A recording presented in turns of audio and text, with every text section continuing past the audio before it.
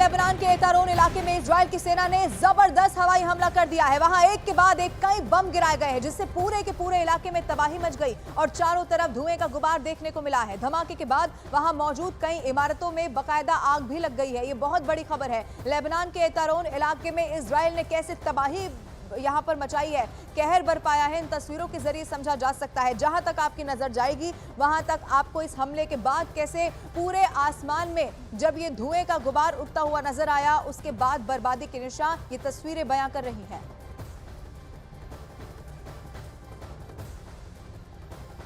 Israel और Iran इस वक्त ऐसे मुहाने पर खड़े हैं जहां से किसी भी वक्त वर्ल्ड वॉर की शुरुआत हो सकती है और जंग के जो हालात इस वक्त बने हुए हैं उससे सुपर पावर अमेरिका भी टेंशन में है। ऐसा इसीलिए क्योंकि इजराइल को अमेरिका का समर्थन है, तो ईरान के साथ भी पुतिन खड़े हैं। ऐसे में हालात बिगड़ने पर यह जंग अमेरिका बनाम रूस भी हो सकती है। इजराइल का कैपिटल तेल अवीव, इजराइल का दूसरा सबसे बड़ा शहर और पोर्ट सिटी हाइफा, इजराइल का तीसरा सबसे बड़ा शहर अश्केलॉन, इजराइल का सबसे बड़ा बंदरगाह अशदोद, इजराइल का सबसे खतरनाक मिलिट्री बेस नेवातिम, नेगेव के रेगिस्तान में सबसे बड़ा शहर बीरशेबा।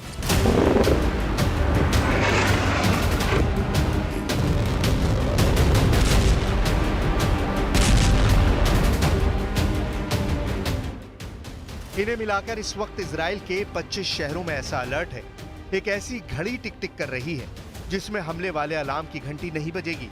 इस घड़ी का कंट्रोल ईरान के पास है। 1000 मिसाइलों वाला ये वो टाइम बम है जिसके टारगेट पर पूरा इजराइल है। 1 अक्टूबर जैसा हमला दोबारा किसी भी वक्त हो सकता है। ये बात नेतन्याहू और उनके वॉर कैबिनेट को मालूम है, क्योंकि ईरान में 3 लेवल पर फैसला हो चुका है।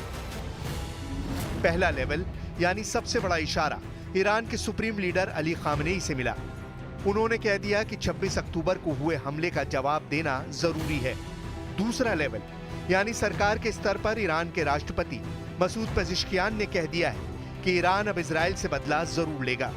और तीसरा लेवल यानी ईरान की सेना, रेवोल्यूशनरी गार्ड्स के बड़े कमांडर हुसैन सलामी ने कह दिया है कि इजराइल को सजा जरूर मिलेगी।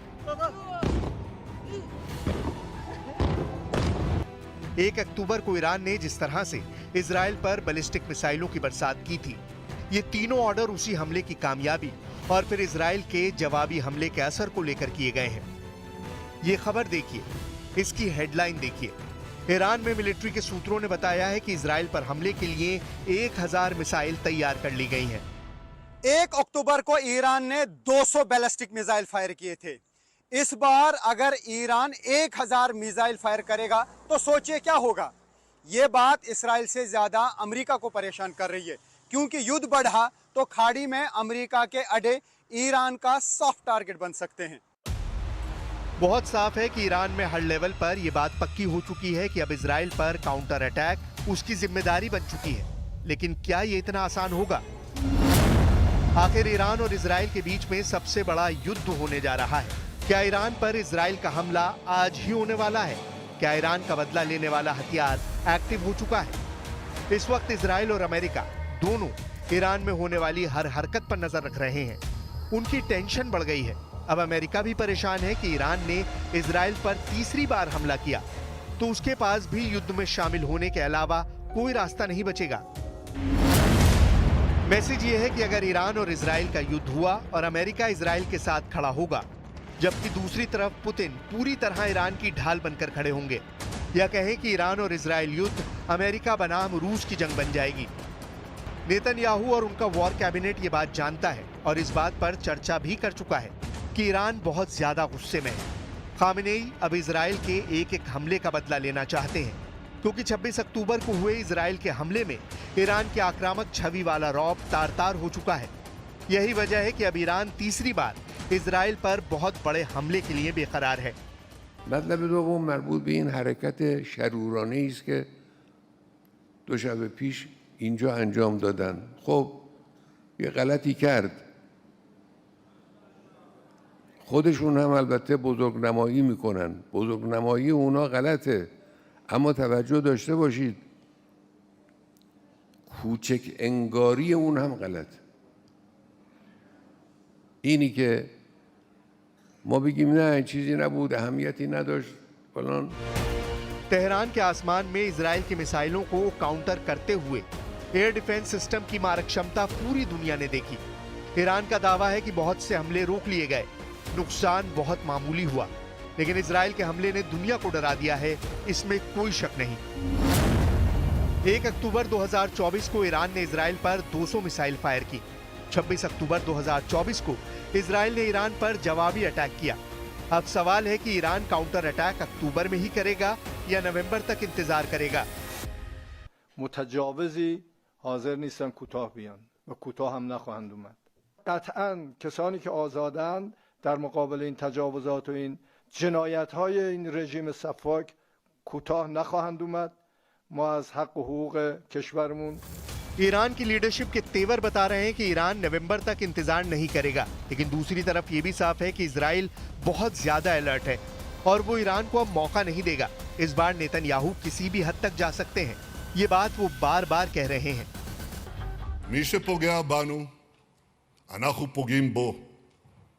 זהו העיקרון שהנחה אותנו עד היום, וזה העיקרון שינחה אותנו גם בהמשך הדרך.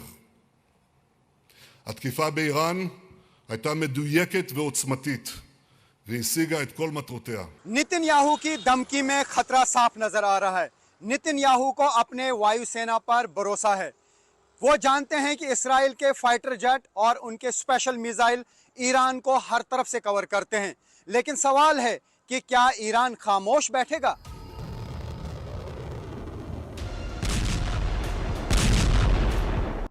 ईरान पूरी तरह से पलटवार करने को तैयार है। वो पूरी तैयारी कर चुका है। ईरान से सुप्रीम कमांडर से लेकर ईरान के राष्ट्रपति तक ये कह चुके हैं कि इजराइल को जवाब देना बेहद जरूरी है, लेकिन ईरान ये हमला कब करेगा इस पर अभी भी सस्पेंस बना हुआ है।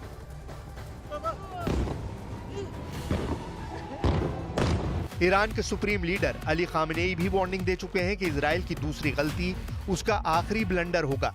ईरान पर हमले के लिए इजराइल की एयरफोर्स और खुफिया एजेंसी मोसाद पूरी तरह एक्टिव है, यानी ईरान ने हमला किया तो अगली बार ईरान को मिट्टी में मिला दिया जाएगा। नेतन्याहू ये वार्निंग बार बार दे रहे हैं। पहला सवाल है कि ईरान तीसरा हमला कब करेगा, ये हमला दिन में होगा या फिर रात में किया जाएगा। दूसरा सवाल है कि ईरान इजराइल पर कहां हमला करेगा। तीसरा सवाल है कि ईरान के टारगेट पर कौन कौन है। इसमें कोई शक नहीं कि इजराइल की सेना इस वक्त कई फ्रंट पर लड़ रही है। उसकी एयरफोर्स पर भी दबाव बहुत ज्यादा है, लेकिन 26 अक्टूबर के अटैक के बाद इजराइल ने अपने टारगेट्स पर और ईरान के एयर डिफेंस पर और ज्यादा रिसर्च कर ली है। इजराइल के टारगेट पर ईरान के बहुत ही खास ठिकाने हैं। इसमें ईरान के परमाणु रिएक्टर सबसे पहले नंबर पर है, क्योंकि उसे खतरा है कि ईरान एटम बम बनाने वाला है। दूसरे नंबर पर है ईरान के तेल ठिकाने यानी रिफाइनरी, तेल डिपो, जो ईरान को बहुत बड़ा नुकसान पहुंचाने वाला हमला होगा। तीसरे नंबर पर है ईरान के सीक्रेट अड्डे यानी सैन्य अड्डे, रेवोल्यूशनरी गार्ड्स के बेस, उनके एयरबेस। इजराइल का चौथा नंबर का टारगेट है ईरान के मिसाइल बेस, जहां से ईरान अपनी मिसाइल फायर करता है। लेकिन ये टारगेट आसान नहीं, क्योंकि ईरान का मिसाइल लॉन्च मारा है।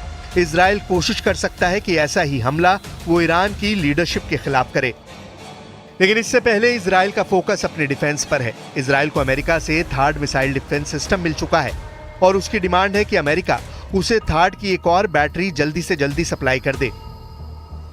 यही वजह है कि इजराइल के कई शहरों में इस वक्त हमले वाली घड़ी की टिक टिक गूंज रही है। तेल अवीव से लेकर हाइफा और नेवतिम से लेकर एश्केलॉन और अशदोद तक एक एक शहर और मिलिट्री अड्डे अलर्ट पर हैं।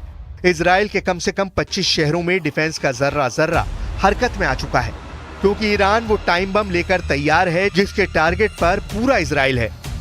क्या ईरान इस बार भी बैलिस्टिक मिसाइल से अटैक करेगा या फिर वो ड्रोन या फिर कोई और नया हथियार या जरिया तलाशेगा, जिसके बारे में नेतन्याहू ने सोचा भी नहीं होगा। ईरान वार्निंग दे चुका है और अब खामेनेई के जनरल इस पर आखिरी फैसला करने के लिए तैयार है। इसलिए इस वक्त इजराइल के लिए ये डिकोड करना सबसे बड़ा चैलेंज बन चुका है कि ईरान तीसरे अटैक में क्या रणनीति अपनाएगा। دیشب حدود ساعت 2 بین 2 تا 2 نیم اینا یه صدای خیلی ریزی ما شنیدیم سمت شرق تهران. صدایی بودش ظاهرا اقوام که تماس گرفتن و گفتن که इसमें कोई शक नहीं कि ये युद्ध की ऐसी चिंगारी है जो पूरी दुनिया को जला सकती है। ईरान और इजराइल का युद्ध क्या असर दिखाएगा, ये बात पुतिन भी जानते हैं और बाइडेन भी। लेकिन युद्ध को काबू करने की बजाय इस वक्त ईरान और इजराइल में ऐसी मीटिंग हो रही है जो सिर्फ और सिर्फ युद्ध को और तेज करेंगी।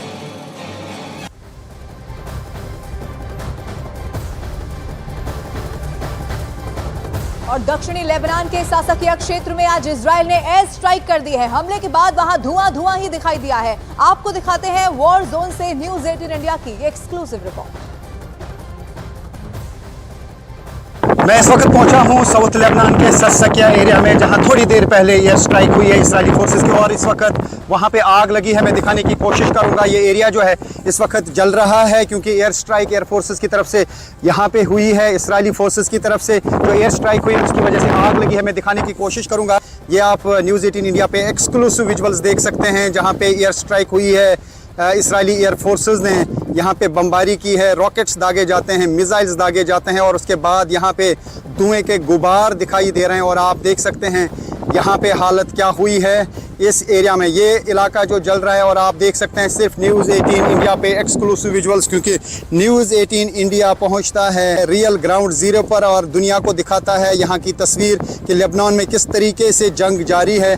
और ये मैं पूरा इलाका दिखाने की कोशिश करूँगा। ये पूरा पहाड़ी इलाका है और इस पहाड़ी इलाके में छोटे छोटे घर भी हैं। और ये मैं दिखाने की कोशिश करूँगा जहाँ पे इजरायली फोर्सेस की एक स्ट्राइक में, ये आप देख सकते हैं ये वो घर है जो इस वक्त जल रहा है। यहाँ पे आग लगी है। इसी स्पॉट पे इजरायली फोर्सेस ने एयर स्ट्राइक की है और एयर स्ट्राइक में जो मिसाइल्स और रॉकेट्स दागे जाते हैं उसकी वजह से एक तो घर पूरी तरह से बर्बाद हो जाते हैं और उसके बाद आग लग जाती है और वहाँ पर फिर सब कुछ राख के ढेर में और मलबे के ढेर में तब्दील हो जाता है। और आप देख सकते हैं किस तरीके से धुएं के गुबार निकल रहे हैं और धुआं हर तरफ से दिखाई दे रहा है। इस स्पॉट पे जहाँ पे रॉकेट गिरा है, बम गिरा है और उसके इर्द गिर्द जो भी मकान होते हैं वो पूरी तरह से तबाह हो जाते हैं। न्यूज़ 18 इंडिया पे आप एक्सक्लूसिव देख सकते हैं इस वक्त लेबनान में क्या हो रहा है, किस तरीके से इजरायली फोर्सेस की तरफ से लगातार अटैक किए जा रहे हैं। तो आप यहाँ पे देख सकते हैं किस तरीके से धुएं के गुबार निकल रहे हैं। यही वो स्पॉट है जहाँ पर थोड़ी देर पहले इजरायली फोर्सेस ने एक एयर स्ट्राइक की है और एयर स्ट्राइक में ये पूरा इलाका जो है दहल गया है और अब धुएं के गुबार बाहर आ रहे हैं। और इसी तरीके से जगह जगह पे इजरायली एयर फोर्सेस की तरफ से स्ट्राइक्स की जा रही हैं। हर रोज़ 100, 200, 150, 300 स्ट्राइक्स साउथ लेबनान के साथ साथ लेबनान के बाकी एरियाज़ में भी हो रही हैं और यहाँ पे हो रही है बर्बादी। हज़ारों बिल्डिंग्स अभी तक तबाह हुई हैं, हज़ारों दुकानें और हज़ारों की तादाद में गाड़ियाँ जगह जगह पे बर्बाद हुई हैं। तो ये हाल यहाँ पे हर जगह पे है। ख़ास तौर से साउथ लेबनान के अलग अलग इलाकों में यही सूरत हाल देखने को मिल रही है कि यहाँ पे लगातार जो है ये तबाही देखने को मिल रही है।